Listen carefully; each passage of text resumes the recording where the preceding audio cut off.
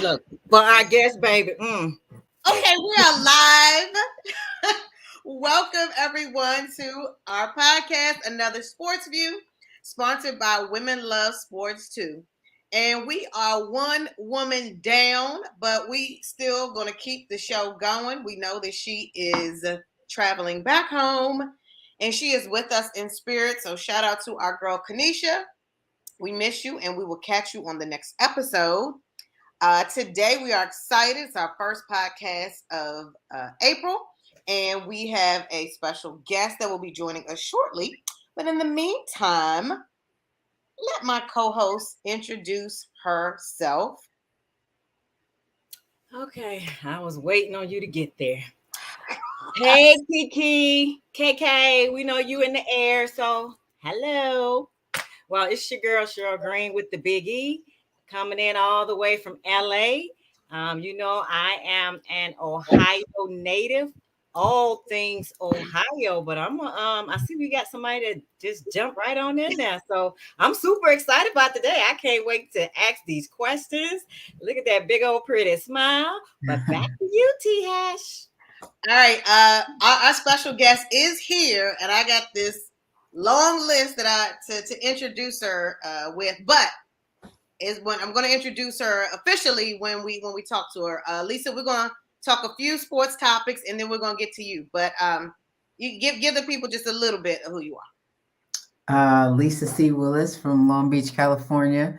Wish I was in LA with you right now, but in Portland. Retired WNBA player, coach, gold medalist.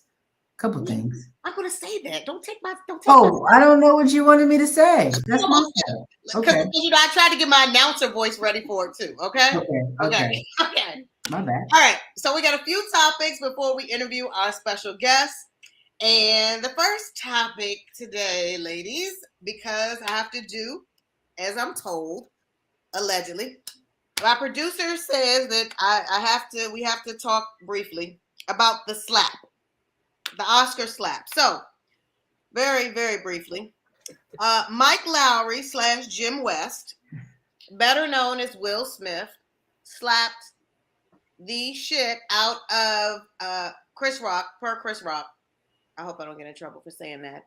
And it was bigger talk than Samuel Jackson's first Oscar win, amongst a lot of other things. So, just real quick, ladies, what do you all have to say about it? I'll just tell you what I have to say about it. I don't care anymore. Go ahead, Cheryl. Then Lisa, take it away.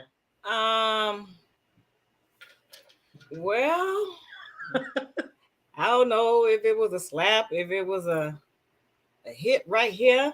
I don't know what that was, but I think they were just playing to boost up the ratings for Chris Rock. You know, Chris Rock, all his shows are sold out. However, it was some good acting. Coach? I think there's more to it. No matter how you spin it, if it was for promo, if it was for Will Smith feeling some kind of way about whatever, if the joke was too far, like there's this, it's deeper than what we know. And it really just sucks that that was probably one of the best Oscars for Black people. Yeah. And we kind of missed it because of some drama. So that's that is a great point. The fact that, we produced it, of course, and Beyonce opened, was definitely overshadowed by an unfortunate event. And so, in all seriousness, if there is a mental health issue or just a health issue in general, it doesn't have to be specifically mental health, whichever. Of course, I care about that sort of thing. It's all the other stuff that comes with it. And I just want to say, I thought Chris Rock was funny before this. He didn't necessarily need this to boost his shows. But yes, they are now all sold out, is from what I've heard, at least the opening one. So I'm a Chris Rock fan, so yeah, I actually knew he was going on tour. I was like, oh, an Ego Death Tour. I told my beau, I was like, we gotta go see Chris Rock. He called me on a night of the Oscars. He's like, tickets are probably sold out. So I don't know. And they are. Yeah. All right. Well, back to real sports. We're gonna shift real quick, get a little bit of NFL in. So, Linda, our producer, the brains behind this podcast, is a Chicago Bears fan. So everybody remembers the Super Bowl shuffle, right? Well, right now we got the quarterback shuffle going on in the NFL. But let's talk about the coaches, briefly, since I only see like one black one on my list, and then we'll talk about the the quarterback shuffle. So these are the what they call the top. Okay, I only wrote down six new head coaches for 2022. Matt Eberflus for the Bears. You're welcome, Linda. Brian Debo, New York Giants.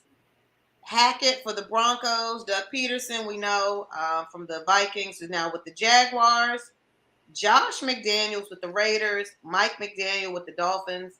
And already, I got a problem with whatever site I got this from because they didn't point out Todd Bowles. But we know Todd Bowles took over for Coach Arians with the Tampa Bay Buccaneers. So shout out to the NFL for what now? Two. Oh, wait, we got Lovie Smith. Three black head coaches now? Yeah. Look at that. Okay. Let's talk about the quarterback shuffle. So, Cheryl, well, Lisa, let's just tell you right now. We talked about how we're missing one of the this awesome threesome. Our girl Kanisha got her flight was rerouted, delayed, so she is not here. So just really quickly, as far as NFL goes, she is a Steelers fan. Our girl Cheryl here is an all things Cleveland fan, but football wise, obviously the Browns, and I am a closeted Commanders fan, whatever that is. So Kanisha is more of our fact checker, our statistician.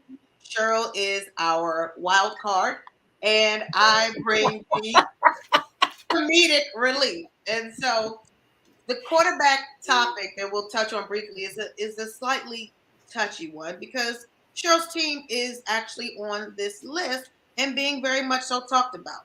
But these quarterbacks are actually ranked, or these quarterback moves are ranked. So I'm going to tell you all the order, and you tell me what you all think. Number one, best move, Russell Wilson to the Broncos. Yes? It's okay.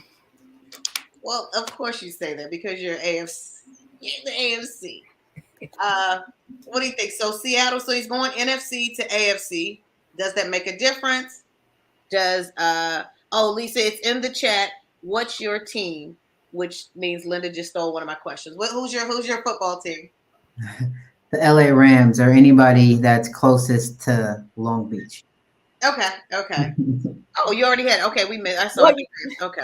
Well, yeah, she's a LA Rams fan, and but we have a connection, Lisa. We have a connection.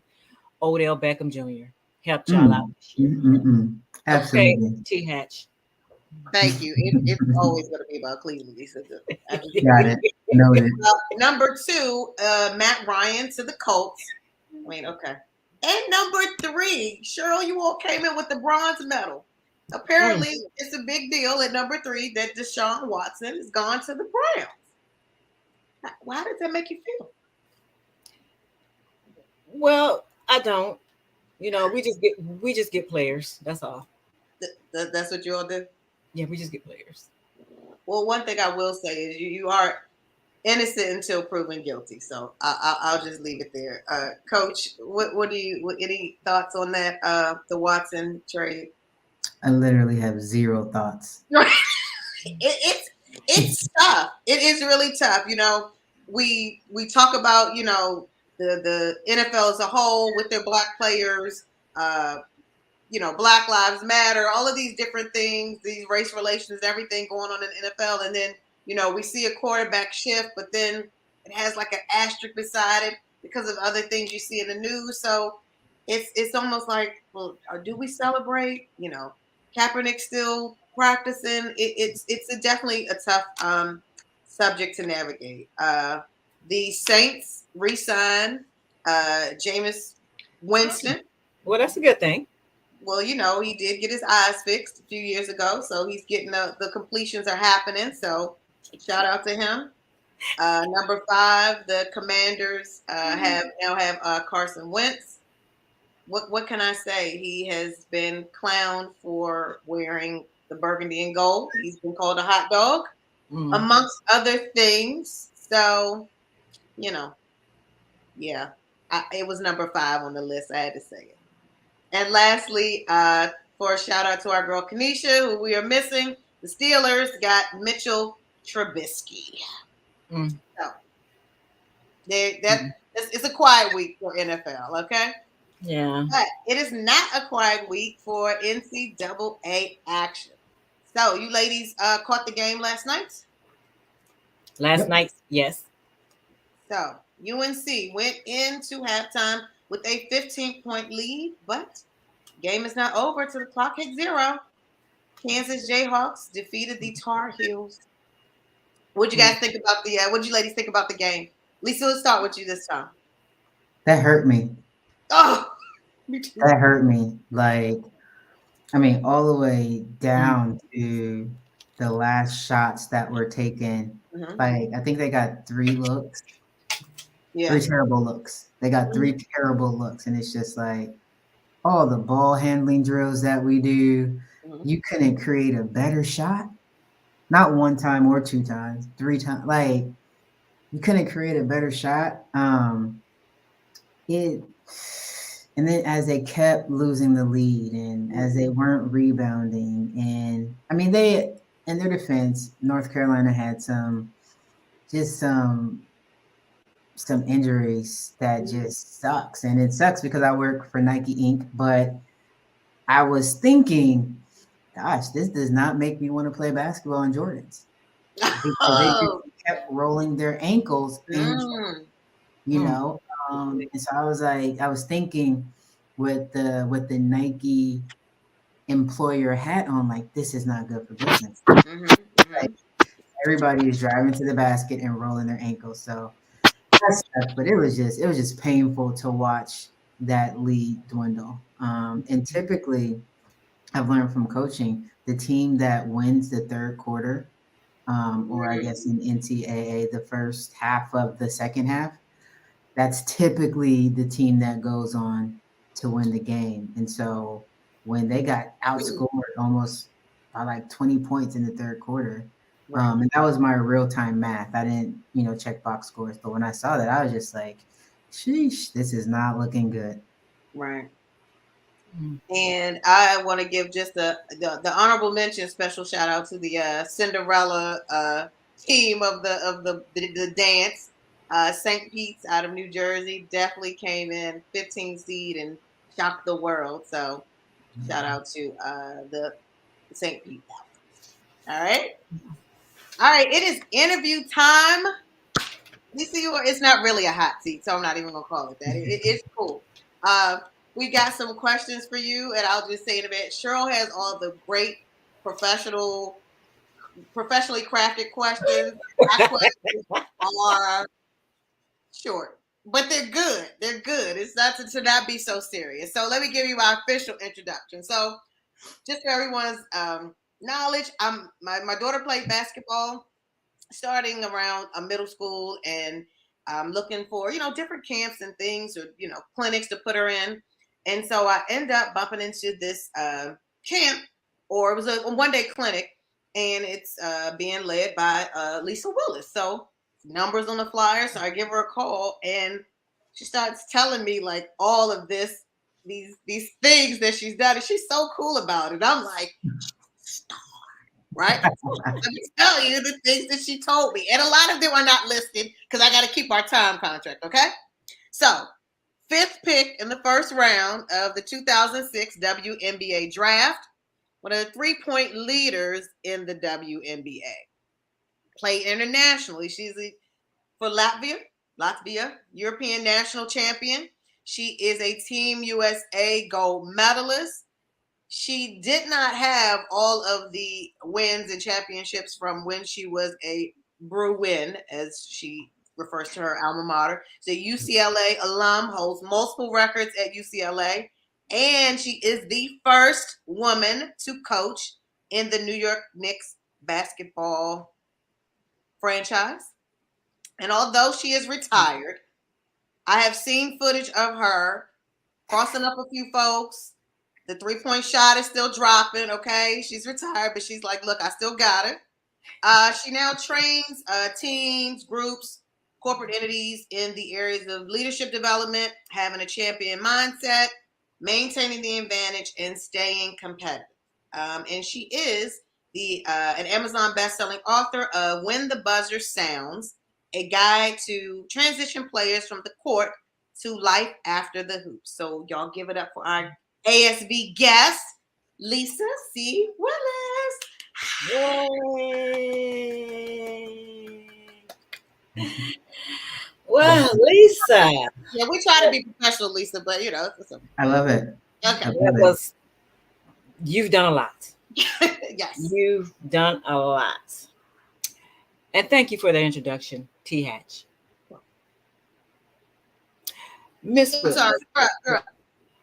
Okay, so Miss Willis, when you play basketball at Narbonne, am I pronouncing that correctly? Narbonne. Narbonne High School. You was voted Miss Athletic. I see that all your games were sold out, standing room only. Students had to stand and eat their popcorn and nachos. Now, my question to you, was that because of the halftime show that featured Dr. J and Snoop Dogg? I'm gonna go with the hard no. Uh, that was probably because we were loaded. Like from that one team, three of us went to the or I'll say through my 4 years in high school, four of us went to the WNBA. 4 or 5. We all went to play D1 basketball. A number of us played professionally overseas. Like we were good. So I would probably attribute it to that. But I can't be for sure. But that's what I would attribute it to if I had to guess. If I was a betting woman. Okay. Cheryl is also our part-time PI on the podcast, so forgive us. Okay, I go ahead. see. You up with question one? All I right. So, was like, oh wow, I was. Right. well, that was my icebreaker. Okay. So, do you think the WNBA is losing its market appeal, even though its numbers are better than the NBA? Absolutely not. Absolutely not. The W is on an upward movement, and it is beautiful to see, because the movement has felt so slow. Um, we don't always give the W its credit, but the W is doing great things. And the players, because you have the W as the entity, and then you have the players. The players are doing a phenomenal job with their branding. The players have always stood for social causes, and I think that contributes to the W's, the entity, the W's upward movement. So I am looking to see just great things come from the W. Okay. All right. So my thought-provoking question: It Your better favorite be thought team? provoking. Right. It's not. It's not. Cheryl's good at that. I'm not. Your favorite teams? We already know the Rams. So now we're not gonna get you in trouble with this with the W. So we want your favorite WNBA, NBA, and NFL teams. Okay, so we'll start with the NFL. I said the Rams, but in parentheses, I said whoever is closest to LA. Okay. Like, I don't do football. I Mm-hmm. do Super Bowl. Okay. So yeah, so I was really geeked that it was the LA Rams. Right. For the NBA, I am an LA Clippers fan and a LeBron James fan. Okay. So Give me what that some. means, what that means is I always want the Clippers and LeBron to win. If the Clippers are playing against LeBron wherever he's at, um, I want LeBron to win and the Clippers to play well. But it depends. But typically that's how it goes. Oh no, I'm sorry. I want LeBron to play well, but the Clippers to win. There we So, go. so yeah. And then for the Sparks, wow. Then for the WNBA, Mhm. I mean, I play for the Liberty and I play for the LA Sparks. I'm always going to be grateful to the LA Sparks because that's the home team. They drafted me. But when I went to the Liberty, I became, you know how like Beyonce had Sasha Fierce? Mhm. Like when I went to the Liberty, my alter ego came out. I was somebody else. I had the time of my life. And my relationship with the Liberty right now is just the best. So I'd probably say the Liberty, but I kind of feel bad saying the Liberty without mentioning the Sparks. Yeah, you all had the Liberty is who had the reunion recently. Yeah. Yeah, Yep. that was like so cool. Again, this is me living through you on IG, but it just looked like I mean it just looked awesome. That really looked cool. That looked cool. Yeah. Well, since you brought up the LA Sparks, Yes. I don't even know how to say this, Miss Uh-oh. Lisa. Speak So from when your heart. so when you were a Spark, and when the Sparks played the Rockers, Oh gosh. It's always Cleveland. I forgot that part, Lisa. It's always I'll go back to Cleveland. okay, when y'all played the Rockers, and you was playing at this time, and Was during not. that time, Was the not. Rockers was handling the Sparks. No, And no. you know how I know? Because I was there at them games. Because Lisa, you didn't get not 1 point, but you fouled out. How did you manage to do that in 2 games?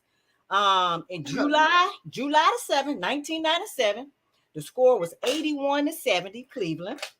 And then again on 27 July 1998, the score was 83-67. You So want to let talk me, about that? yes, let's talk about this. Okay. Um, so for the 97 game, I was in the seventh grade. Uh, and for the 98 game, I was in the eighth grade. Oh my god. So while it would have been pretty amazing Oh to play gosh. in the W in the seventh and eighth grade, uh, Lisa said I was not there.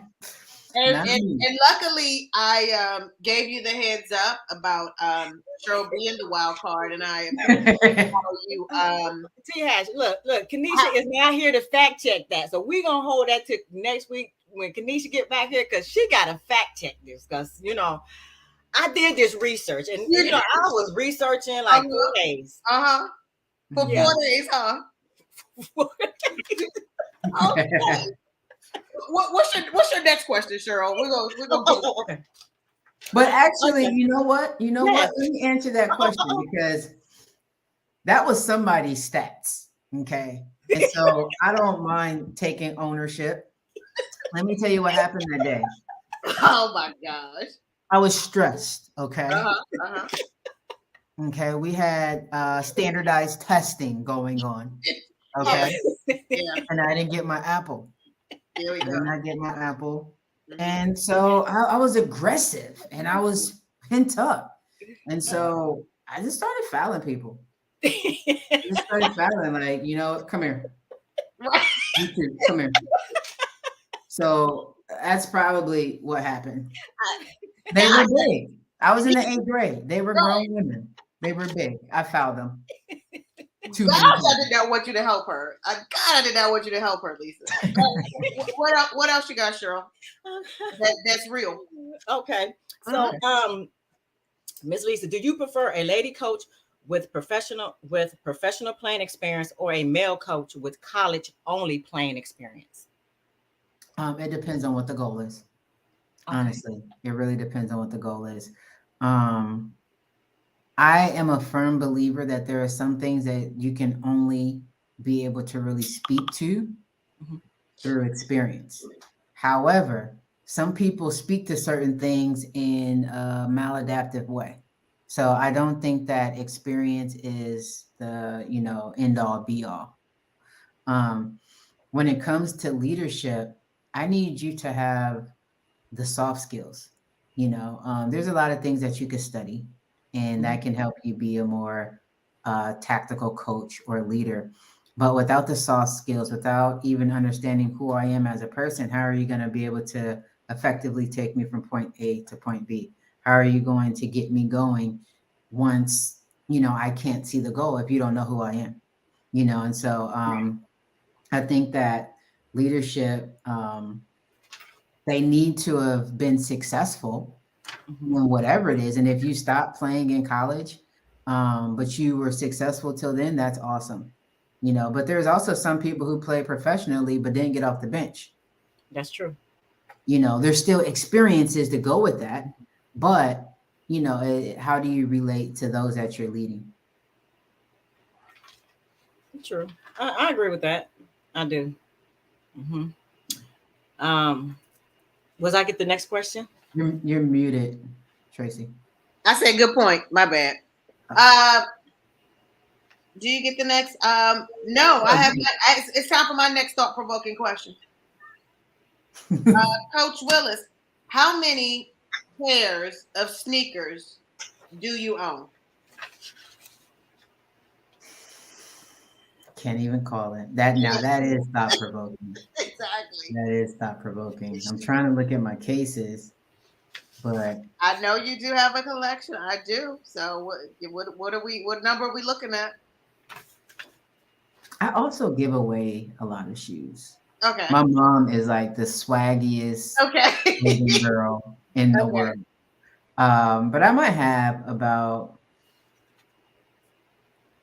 80, 70, 80. Oh my God! I thought the number was going to be higher. I really did. No, when I moved to Oregon, I gave away a ton of shoes. Every time I move, I give away shoes. And then I recently started this thing where, and when I say recently, I haven't actually put it into effect, but I thought about doing this recently. Okay. Um, when I buy some shoes, then I need to give up a pair of shoes. Um, Oh, so that did will only. Hmm? no, I was going to ask Cheryl, did she hear that? Because we just had this quick poll before you got on about pairs of shoes. But we'll do a little intervention with Cheryl after the show. Okay. Her number is 3 digits. All right. Um, Oh, not what? I. It's already difficult. It's Uh huh. already difficult. Yeah. So we're winding down. What else you got, Cheryl? Okay. Um, Lisa, do you think that Don Staley has just changed the face of basketball when it comes to women? That's loaded. Um, I think that there is a new era of women's basketball, and it has her face on it. Mm, Um, but Dawn has been putting in work for a long time. Yes, she has. And so and I know it's semantics for you to say just changed, but you know how they say it takes 10 years to become an overnight success. Mhm. Like Dawn has been putting in that work. And what I love about her, and this is why she will have an even greater legacy than what we can foresee, is that she's bringing up other Black coaches with her and other women coaches with her. So Mhm. just how like Greg Popovich has his tree of coaches, and then once they're done coaching under him, they go out and you can see a little bit of pop in everybody. Mhm. Dawn is doing the same thing, and it's amazing. It's beautiful to see. I love Gino. Gino did amazing things for the game of basketball. Pat Summitt, Vivian Mhm. Stringer, like they all did amazing things for the game of basketball, women's basketball specifically. Yes. But now it's Dawn. But again, I feel like it's Dawn Staley and her tree. Like she's not up there by herself, but I Mm. feel like she doesn't want to be up there by herself. Like she's like, no, like, come on, ladies, we're about to Yep. do this. And that's like the dopest part about it, especially for Black women, because we've always had this thing where we feel like we're competing with each other. mm-hmm. And it's weird because I'm like the amazing Black women that I know, I've never felt like I was in competition with them, but so many Black women feel that way. So to see Dawn just bringing up these coaches with her. It's beautiful, and I'm here for all of that. That is awesome. That's awesome. Yeah. Okay. So I have another one. Actually, two more. Do As a, yeah. So Go as ahead. a former WNBA player in the off season, you play basketball in Latavia.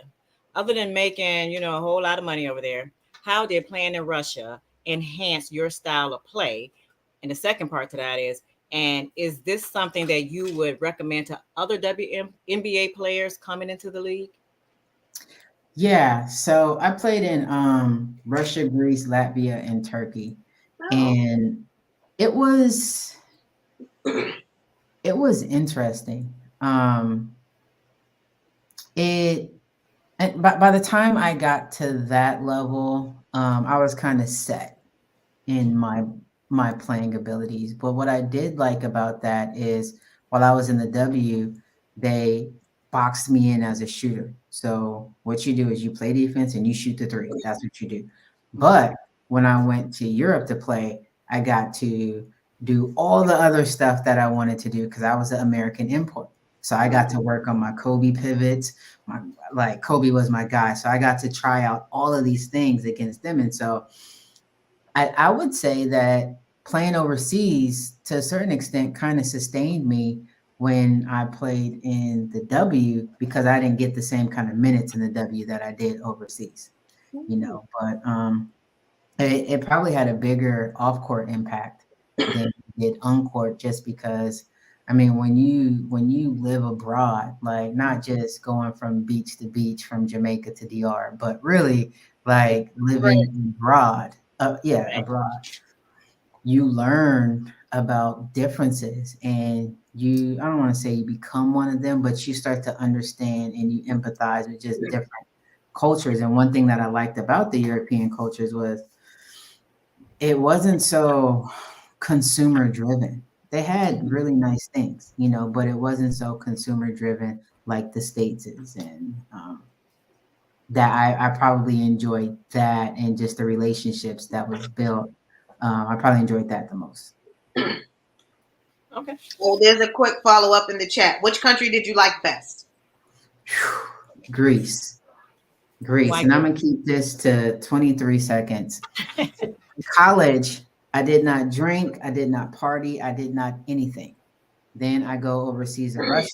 That was the worst place for me. I didn't like it. Um, Mm. After Russia, I played in Greece, polar opposites. I was drinking, I was clubbing, I was dancing. I forgot why I was in Greece. Wow. I did. And the most responsible thing that I could do was ask my agent to get me to a different country. And Wow. It, yeah, I it had was so a much fun. So much fun. That Mediterranean diet is not to help you lose weight. okay. Like, it was crazy. I loved Greece. I was in Athens. It was amazing. So you Oh, say your agent. How do Mhm. y'all go about, how do you go about going overseas to play? How does that work, that concept? Yeah, I've always had an agent. I signed with two agents, right? It was my senior year in college, right after season. I had a W agent and I had a European agent. So Vasilis, he was from Greece. And so he was the one that was responsible for all my European contracts. And then Orlando, he was, out of the States and he did that. So basically, it's just like, get me a good deal. They bring me a contract. I say, yep, I like this, or no, I do not. Let's try this again. And that's kind of how it works Okay. So my for last me. For for me. you. Yeah. Okay. So my last question. This sun is tearing my up. I'm trying to get out of it, but then I'm getting in the shade, so you we can't see see you, my girl. We face. see you. We see you. Okay. So, what was your greatest success or accomplishments as a player, and which one of these three teams was it on? The second part, and what was the reason or one of the reasons that inspired you to write your book? Sweet. So, two very loaded questions. So I'll keep this quick. My greatest accomplishment, one of my greatest accomplishments was getting drafted number 5 to the LA Sparks. When I got drafted, there were two players that came before me um, who were like redshirt seniors. So really, they should have graduated the year before. They weren't a part of my class. Are we following? Mhm. Yes. Okay, so that's a big deal because years prior, when I tore my ACL and my MCL, I was top three in the country. And I felt like it was taking so long for me to come back, you know. And so by the time I got to the WNBA, although I was the fifth pick, Mhm. minus the if I'm just looking at the players that were in my class, I was back to number three. And Mm. that just, I mean, mentally, emotionally, psychologically, that was a huge deal for me. Um, and that was probably 6 years apart, but I finally felt like I was back. Mhm. My reason for writing my book is because as an athlete, it's like people kind of look at us as athletes but not humans, you know, Right. and there's so many things that we struggle with. I remember LeBron James, he had an issue with one of his teammates having relations with his mother, and people acted like he was just supposed to go out and ball. Right. And it's Yeah. like, dude, you can't handle somebody looking at your girl in the grocery Mm. store. Like, Right. Right. you expect him, you know? And so, like, we have real emotions, real feelings. And I needed it to be okay. First of all, I needed to create just a tool to help people identify what they might be going through and let them know you're not the only one that's going through some of these issues. Like the first chapter is called Role versus Identity. That's something that people struggle with all the time, but athletes struggle with that when they go from team to team. So earlier, as we were talking about the quarterbacks getting traded and all that kind of movement, even though I don't follow football, my mind said, gosh, I wonder how they're doing emotionally. Do they Mhm. understand why they've been traded? Do they feel like, oh, this team doesn't want me, or does this team just really want me? You know, Right. so there's a lot of different things that when we switch our jerseys, when we change our roles, we still have to be confident and grounded in who we are. And that's essentially the idea of the book, is to help athletes specifically, but to help people Mhm. deal with some of these issues that it's not quite mental health, but it Right. will help you mentally and emotionally as you transition and go through change. Perfect. Perfect. Mhm. Well, my last I did have question, one. Well, I had one last thing. because you see the Yeah. time, you see I know this ain't gonna take but a couple seconds. okay, okay. When you was at UCLA, Lisa, you was in what, the Pac-12? No, it's always going to be the Pac-10 for me. Oh, it was a Pac-10. Yeah, Okay, it uh, changed to the Pac-12. we added two teams. Oh, okay, that's what made it Pac-12. Because you didn't even play in the Big Ten, right? You ain't played none of those big name schools down there, did you? Whoa, whoa, whoa! I feel like that was laced with a little bit of shade. It Um, is. Is this about Ohio State or not? Because I need to wrap up the show. What is this about, Cheryl? What is this about? It let me was. get I was closer. gonna ask her, did she know anybody from the Ohio State? That's all I was just gonna ask her. Did she know anybody that I UCLA. probably know? Yeah. So Jessica Davenport, she works at Nike with me right now. Okay. But Jessica Davenport, she was my center when I played for the LA Sparks. And Okay. then Brandy Hoskins, she played on the USA team with me. And both of them went to Ohio State. Oh, okay. See that Are you, we you. good? No, I just knew she knew. She just wanted to talk about Ohio State. That's all it was. I wasn't gonna say nothing. She brought it up. I didn't Lisa, say anything. Lisa just so happens to have saved you and those questions. Okay. You just so happen to have valid answers to your question. Okay, So, I miss Kanisha. I miss Kanisha. so, Lisa, I do the last thing, and yes, I want you to do all the plugs right after this last thing. Although I feel like I know the answer already. I was someone's question was Jordan or Bronny. That's exactly how it was written, and I was told I had to ask. Yeah. Talk about So loaded questions. Yeesh, go ahead. yeah, just at face value, I'm going with King James. Hmm. However, what people don't understand when they're comparing players cross eras is King James wouldn't be as good as he is without Kobe or Jordan. Mm-hmm. But Jordan wouldn't be as good as he is without Magic or Wilt or Dr. J. Like everybody plays a role um, in the next generation's talents. But I'm gonna give you guys this one. Let's do Diana Taurasi because there are some women that need to be compared as well. Mm-hmm. So let's do actually no, let's do Lisa Leslie or Brittany Griner. Shout out to Brittany. Like, please come home soon. Who do Yeah. you guys pick? Now I'm asking the question. Lisa Leslie Oh, or Brittany Griner? Ooh, that is good. let me see. Mm. I, I'm gonna say Lisa Leslie because I think I want to say was the first woman to dunk.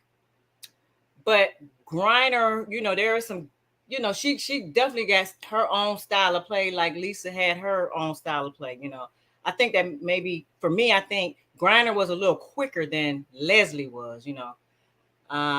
Leslie kind of, went down the court like this. She wasn't going with, all that tenacity. She was just going, put a little stomp down that shit, fall right over it. But Oh, Griner was a little different. I got to meet Lisa Leslie when they came to Hawaii, oh, and nice. Delisha Milton. They Oh. actually signed my basketball. I'm not sure where you were at that time, Probably but in the 10th grade or the 5th. Hello. so both of them are great. Both of them are great during their tenure, as you stated.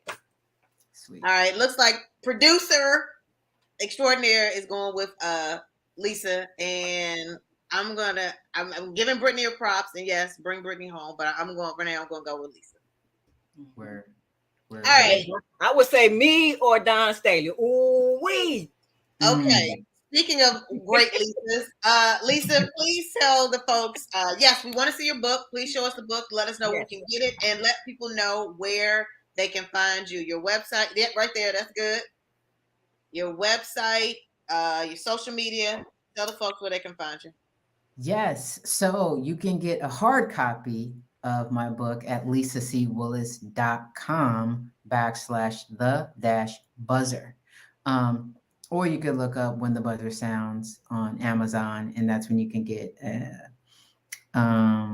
what is that called? Digital An ebook. ebook, yes. Yes. But also I just finished recording the audio book, so that'll be on all the platforms. Socials, Instagram is Lisa Willis 40. I believe that's the same for Twitter. So yeah, that's me. All right, cool. Well, thank you very much. You are our first guest for April, and y'all correct me. I'm making sure you'll give her all her first. Isn't she our first uh, lady, our first woman guest? Yes. There we go. So you now made our another Sports View podcast history. Thank you very much. We Awesome. appreciate Happy to you be for here. joining us. Don't leave. We got a quick little meeting after the meeting. But thanks everyone for tuning in to another Sports View, sponsored by Women Love Sports Too. Good night.